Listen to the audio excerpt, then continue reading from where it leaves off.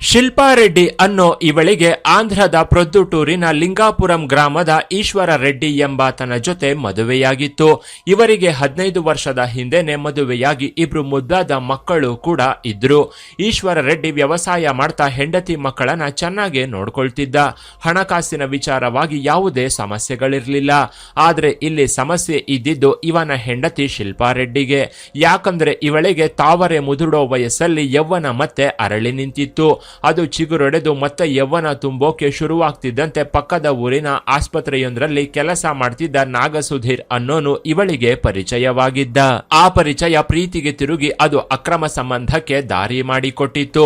ಹೀಗೆ ಶಿಲ್ಪಾ ರೆಡ್ಡಿ ಎದೆ ಎತ್ತರಕ್ಕೆ ಬೆಳೆದಿರೋ ಮಕ್ಕಳನ್ನ ತನ್ನ ಕಣ್ಣ ಮುಂದೆ ಇಟ್ಕೊಂಡು ಇವನ ಜೊತೆ ಅಕ್ರಮದ ಆಟವನ್ನ ಆಡೋಕೆ ಶುರು ಮಾಡಿದ್ಲು. ಇವನ ಜೊತೆ ಸೇರ್ಕೊಂಡು ಅಕ್ರಮ ಸಂಬಂಧವನ್ನ ಇಟ್ಕೊಳ್ಳೋದರ ಜೊತೆಗೆ ಮಾನ ಮರ್ಯಾದೆಯನ್ನು ಬಿಟ್ಟಿದ್ಲು. ಆದ್ರೆ ಒಂದು ದಿನ ತನ್ನ ಹೆಂಡತಿಯ ಅಕ್ರಮ ಸಂಬಂಧವನ್ನ ಗಂಡ ಈಶ್ವರ ರೆಡ್ಡಿ ಕಂಡು ಹಿಡಿದಿದ್ದ.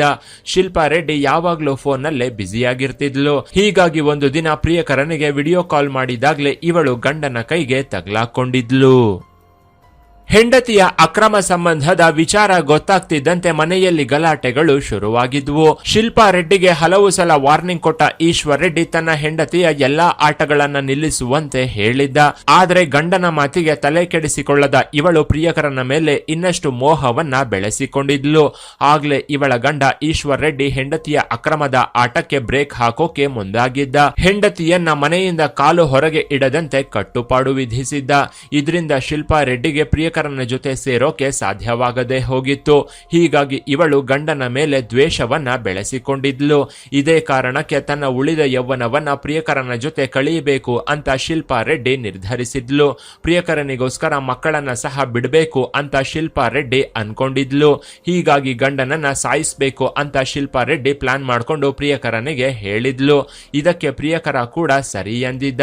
ನಿನ್ನ ಗಂಡನನ್ನ ಸಾಯಿಸಿದ್ರೆ ಆಸ್ತಿ ನಮ್ಮದಾಗುತ್ತೆ ಅಂತ ಹೇಳಿದ್ದ. ಆದ್ರೆ ಅವನ ಹತ್ರ ಕೊಲೆ ಮಾಡೋಕೆ ಬೇಕಾದಷ್ಟು ಹಣವಿರ್ಲಿಲ್ಲ. ಇದನ್ನ ತನ್ನ ಪ್ರಿಯತಮೆ ಹತ್ರ ಹೇಳ್ತಿದ್ದಂತೆ ಇವಳು ತನ್ನ ಗಂಡನ ಕೊಲೆಗೆ ತಾನೇ ಹಣ ಕೊಡೋದಾಗಿ ಹೇಳಿದ್ಲು. ಗಂಡ ಈಶ್ವರ್ ರೆಡ್ಡಿಗೆ ಹುಟ್ಟೂರಿನಲ್ಲಿ 7 ಎಕರೆ ಜಮೀನಿತ್ತು. ಅದು ಬೆಲೆ ಬಾಳೋ ಜಮೀನಾಗಿದ್ರಿಂದ ಶಿಲ್ಪಾ ರೆಡ್ಡಿ ಹಾಗೂ ಇವಳ ಪ್ರಿಯಕರನ ಕಣ್ಣು ಅದರ ಮೇಲೆ ಬಿದ್ದಿತ್ತು. ಹೇಗಾದ್ರೂ ಮಾಡಿ ಅವನನ್ನ ಸಾಯಿಸಿ ಆಸ್ತಿ ಜೊತೆಗೆ ಮನೆ ಹಾಗೂ ಚಿನ್ನವನ್ನ ದೋಚಬೇಕು ಅಂತ ಶಿಲ್ಪಾ ರೆಡ್ಡಿ ಹಾಗೂ ನಾಗಸುಧೀರ್ ಪ್ಲಾನ್ ಹಾಕಿದ್ರು. ಇಲ್ಲಿಂದ ಶಿಲ್ಪಾ ರೆಡ್ಡಿ ಹಾಗೂ ಇವಳ ಪ್ರಿಯಕರ ಸೇರ್ಕೊಂಡು ಕೊಲೆಗೆ ಮುಂದಾಗಿದ್ರು.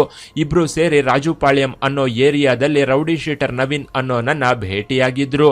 ಈ ರೌಡಿ ಶೀಟರ್ ಜೊತೆ ನಾಗಸುಧೀರ್ಗೆ ಮೊದಲಿನಿಂದಲೇ ಪರಿಚಯವಿತ್ತು. ಇದರಿಂದ ನಾಗಸುಧೀರ್ ತನ್ನ ಪ್ಲಾನ್ ನ ರೌಡಿ ಶೀಟರ್ಗೆ ವಿವರಿಸಿ ಹೇಳಿದ್ದ. ಆಗ ಅವನು ಶ್ರೀ ಸತ್ಯಸಾಯಿ ಜಿಲ್ಲೆಯ ಹಿಂದೂಪುರಂನಲ್ಲಿದ್ದ ಲಿಲ್ಲಿ ಗ್ಯಾಂಗ್ ನ ಭೇಟಿಯಾಗಿದ್ದ. ಶಿಲ್ಪಾ ರೆಡ್ಡಿ ತನ್ನ ಗಂಡನ ಫೋಟೋನ ಆ ಗ್ಯಾಂಗ್ ನಲ್ಲಿದ್ದ ಸುಪಾರಿ ಹಂತಕರಿಗೆ ಕೊಟ್ಟಿದ್ಲು. 10 ಲಕ್ಷಕ್ಕೆ ಗಂಡನ ಕೊಲೆಗೆ ಡೀಲ್ ನ ಮಾತನಾಡ್ಕೊಂಡಿದ್ಲು. ಹೀಗೆ ಗಂಡನ ಕೊಲೆಗೆ ಸುಪಾರಿ ಕೊಟ್ಟವಳ ಹತ್ರ ಹಣವಿರ್ಲಿಲ್ಲ. ಆಗ್ಲೇ ಸೀದಾ ಮನೆಗೆ ಬಂದವಳು ತನ್ನ ಹತ್ರ ಇದ್ದ 160 ಗ್ರಾಂ ಚಿನ್ನ ಹಾಗೂ ಕತ್ತಲ್ಲಿದ್ದ ತಾಳಿಯನ್ನ ಮಾರಿ ಹಣವನ್ನ ಅಡ್ಜಸ್ಟ್ ಮಾಡಿದ್ಲು. ಗಂಡನಿಗೆ ಗೊತ್ತಾಗದಂತೆ ಪ್ರಿಯಕರನ ಜೊತೆ ಹೋಗಿ ಅದನ್ನ ಮಾರಿದ್ಲು. ಇದರಿಂದ ಬಂದ ಹಣದಲ್ಲಿ 5 ಲಕ್ಷವನ್ನ ಕೊಲೆಗಾರರಿಗೆ ಅಡ್ವಾನ್ಸ್ ಆಗಿ ಸುಪಾರಿ ಕೊಟ್ಟಿದ್ಲು. ಈಶ್ವರ್ ರೆಡ್ಡಿಯನ್ನ ಸಾಯಿಸಿದ ತಕ್ಷಣವೇ ಉಳಿದ ಹಣ ಕೊಡೋದಾಗಿ ಡೀಲ್ ನ ಮಾತನಾಡ್ಕೊಂಡಿದ್ರು. ಕೊಲೆಗಾರರು ಇಲ್ಲಿ ಈಶ್ವರ್ ರೆಡ್ಡಿನ ಸಾಯಿಸೋಕೆ 2 ಪ್ಲಾನ್ಗಳನ್ನ ಹಾಕೊಂಡಿದ್ರು. ಈಶ್ವರ್ ರೆಡ್ಡಿ ಬೈಕ್ ಮೇಲೆ ಹೋಗ್ತಿರುವಾಗ ಕಾರಲ್ಲಿ ಹಿಂದಿನಿಂದ ಹೋಗಿ ಡಿಕ್ಕಿ ಹೊಡಿಬೇಕು. ನಂತರ ಕತ್ತಿಗಳಿಂದ ದಾಳಿ ಮಾಡಿ ಇವನನ್ನ ಸಾಯಿಸಬೇಕು. ಒಂದು ವೇಳೆ ಪ್ಲಾನ್ ಎ ಫೇಲ್ಯೂರ್ ಆದ್ರೆ ಇವನ ಜಮೀನಿನ ಹತ್ರನೇ ಇವನನ್ನ ಕೊಚ್ಚಿ ಕೊಲೆ ಮಾಡಬೇಕು ಅನ್ನೋದು ಇವರ ಪ್ಲಾನ್ ಬಿ ಆಗಿತ್ತು. ಈ 2 ಪ್ಲಾನ್ಗಳಲ್ಲಿ ಯಾವುದಾದ್ರೂ ಒಂದು ವರ್ಕೌಟ್ ಆಗೋದ್ರಿಂದ ಶಿಲ್ಪಾ ರೆಡ್ಡಿ ತನ್ನ ಗಂಡನ ಕಥೆ ಮುಗಿಸೋಕೆ ಮುಂದಾಗಿದ್ಲು. ಅಲ್ಲದೆ ಇವಳೆ ಖುದ್ದಾಗಿ ಗಂಡನ ಕೊಲೆಗೆ ಸ್ಕ್ರೀನ್ ಪ್ಲೇ ನ ಬರೆದಿದ್ಲು. ಗಂಡ ಈಶ್ವರ್ ರೆಡ್ಡಿ ಎಲ್ಲಿದ್ದಾನೆ, ಎಲ್ಲೆಲ್ಲಿ ಓಡಾಡ್ತಾ ಇದ್ದಾನೆ, ಯಾವ ದಾರಿಯಲ್ಲಿ ಬರ್ತಾ ಇದ್ದಾನೆ ಅನ್ನೋ ಪ್ರತಿಯೊಂದು ವಿಚಾರವನ್ನು ಶಿಲ್ಪಾ ರೆಡ್ಡಿ ಪ್ರಿಯಕರನಿಗೆ ಹೇಳ್ತಿದ್ಲು. ಆಗ ಇವಳ ಪ್ರಿಯಕರ ತನ್ನ ಸುಪಾರಿ ಗ್ಯಾಂಗ್ಗೆ ಈಶ್ವರ್ ರೆಡ್ಡಿ ಬಗ್ಗೆ ವಿಚಾರವನ್ನ ಹೇಳ್ತಿದ್ದಂತೆ ಆ ಸುಪಾರಿ ಗ್ಯಾಂಗ್ ಅಖಾಡಕ್ಕೆ ಇಳಿದಿತ್ತು. ಈಶ್ವರ್ ರೆಡ್ಡಿಯನ್ನ ಕಾರಲ್ಲಿ ಚೇಸ್ ಮಾಡಿದ್ರು. ಆ ದಿನ ಏನೋ ನಡೆಯುತ್ತೆ ಅಂತ ಈಶ್ವರ್ ರೆಡ್ಡಿ ಊಹಿಸಿದ್ದ.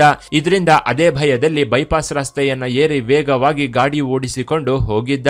ಆಗ ಹಿಂದಿನಿಂದ ವೇಗವಾಗಿ ಬಂದ ಸುಪಾರಿ ಹಂತಕರು ಈಶ್ವರ್ ರೆಡ್ಡಿ ಗಾಡಿಗೆ ಡಿಕ್ಕಿ ಹೊಡೆದಿದ್ರು. ಇದರಿಂದ ಕೆಳಗೆ ಬಿದ್ದ ಈಶ್ವರ್ ರೆಡ್ಡಿ 1 ಸೆಕೆಂಡ್ ಕೂಡ ಲೇಟ್ ಮಾಡದೆ ವೇಗವಾಗಿ ಓಡೋಕೆ ಶುರು ಮಾಡಿದ್ದ. ಇವನ ಹಿಂದೆ ಸುಪಾರಿ ಹಂತಕರು ಕೂಡ ಬೆನ್ನು ಬಿದ್ದಿದ್ರು. ಅಲ್ಲಿಂದ ಪೊಲೀಸ್ ಸ್ಟೇಷನ್ ಹತ್ತಿರವೇ ಇದ್ದಿದ್ರಿಂದ ಈಶ್ವರ್ ರೆಡ್ಡಿ ತಕ್ಷಣವೇ ಪೊಲೀಸ್ ಸ್ಟೇಷನ್ ಕಾಂಪೌಂಡ್ ಒಳಗೆ ಹೋಗಿದ್ದ. ಯಾವಾಗ ಈಶ್ವರ್ ರೆಡ್ಡಿ ಪೊಲೀಸ್ ಸ್ಟೇಷನ್ ಒಳಗೆ ಓಡಿ ಹೋದ್ನೋ ಅಲ್ಲಿಂದ ಸುಪಾರಿ ಹಂತಕರು ಪರಾರಿಯಾಗಿದ್ರು.